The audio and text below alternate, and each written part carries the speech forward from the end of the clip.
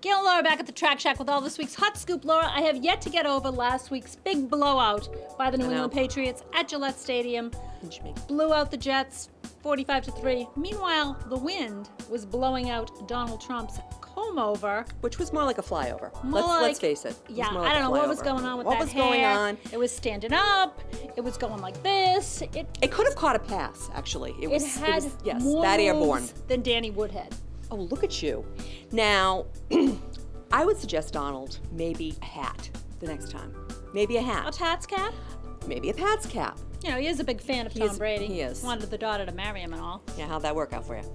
So many people were just enthralled by Donald's hair and its performance. It was like an aerobic exercise. It really was. It was vertical, it was horizontal, it was shimmying, There were YouTube dancing. videos. There were YouTube videos of Donald's hair flying around, and that they had like 20,000 hits on YouTube. In the first day.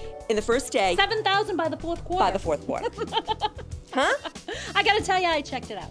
I confess. I did too. I like the wee that went with it. I think that was funny. Now, speaking of sports, Laura, there was a huge decision out in LA this week. Frank and Jamie McCourt's nasty divorce will get even nastier now because a judge has ruled that the Dodgers are community property.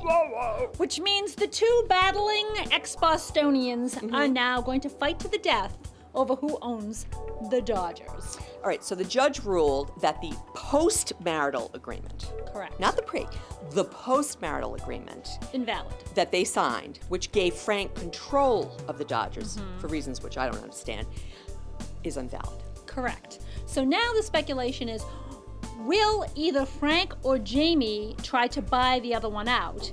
And if they do, where will they get the money? Because nobody believes that these two, who are supposedly hundreds of millions of dollars in debt, has the cake to buy the other one out. Ergo, the speculation is the team will have to be sold. Just a few years ago, didn't Frank own a parking lot? Yeah, he parlayed a parking lot in Boston to the owner's suite at the Dodgers. You know, 8 houses, country club memberships, hairdresser on call 24/7, yada, yada, yada. Then, you know, unfortunately, the big divorce, and, you know, Frank, didn't you ever hear the old saying, cheaper to keep her?